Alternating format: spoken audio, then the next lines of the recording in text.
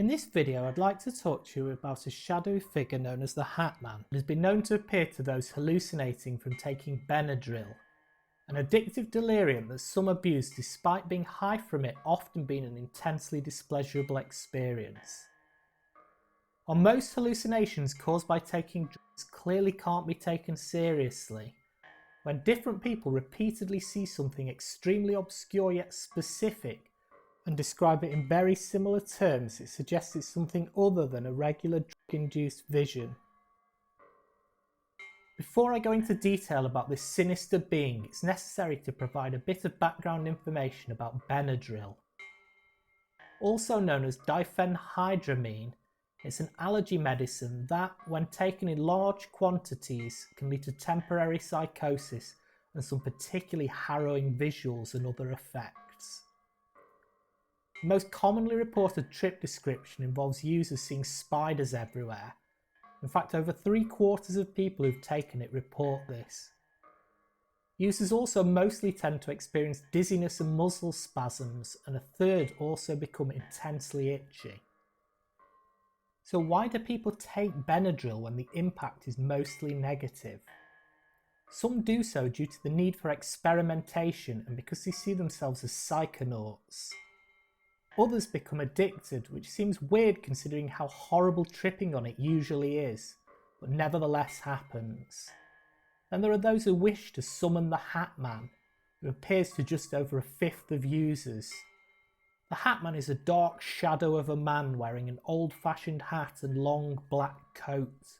He's almost always accompanied by an intense sense of unease, and some report him grabbing at them or attempting to drag them towards him.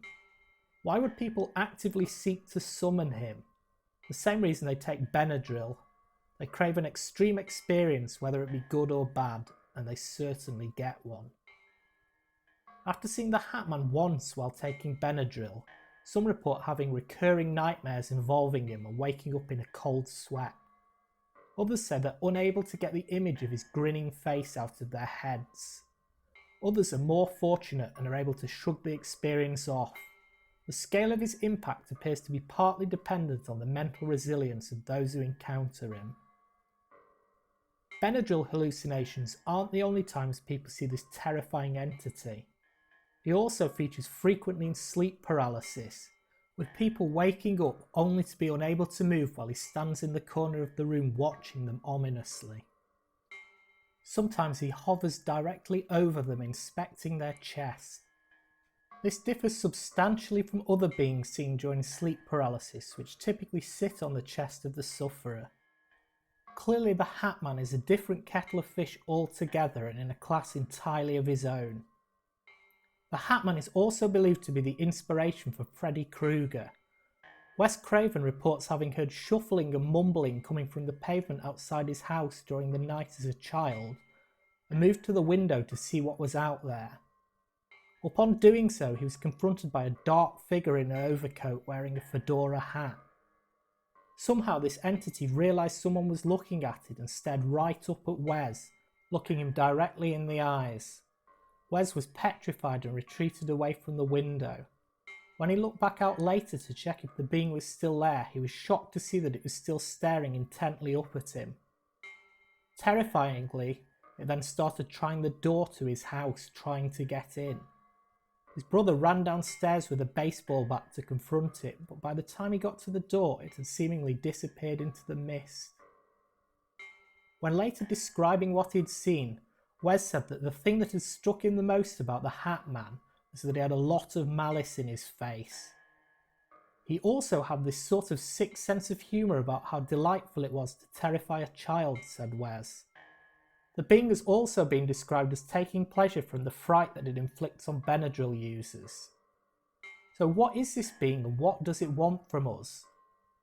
The most common theory is that it's a shadow person, a dark humanoid figure ufologists believe could be visitors from another planet, and believers in the supernatural think are demons.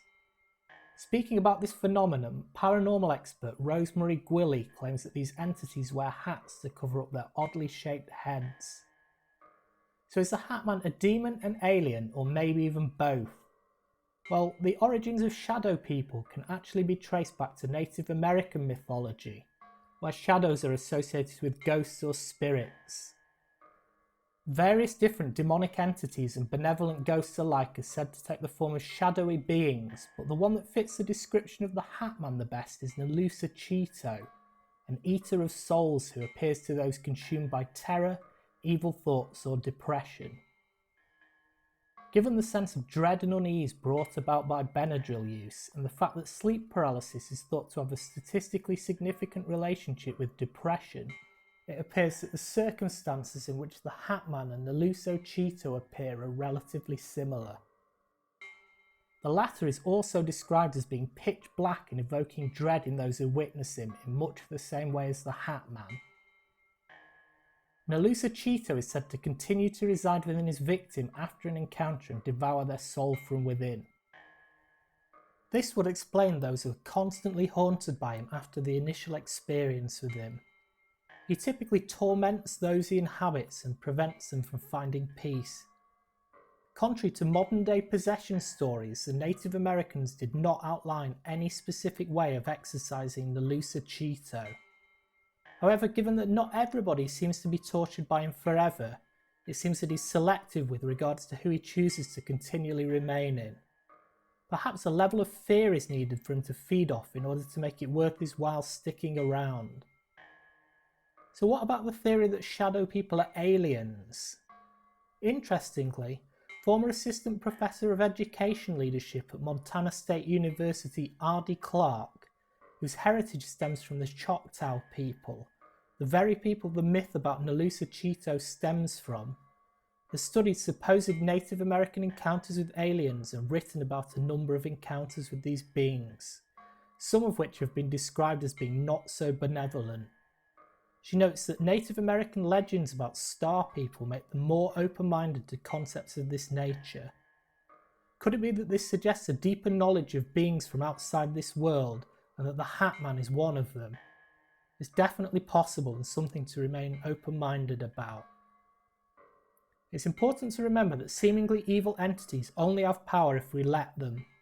Although the Hatman cannot necessarily be expunged from a person, the mind is a powerful thing, and those afflicted should merely seek to deprive him of his power by focusing on the light and not the dark and stripping him of his impact. I hope you enjoyed this video and it puts you off ever abusing Benadryl and deliberately entering the domain of the Hatman. In the next video I'll be talking about something completely different. Using the logic that the truth in religious scriptures lies not in any single faith but in the elements of congruence between large numbers of different belief systems, I've used AI to create a composite image of the gods of over 100 different religions. My intention was to drill down to a meta-god, the divine essence that permeates throughout all faiths but has been somewhat distorted by each one, and show what it might look like. The results will be presented in the video and might shock and surprise you. I hope you continue to join me on my journey.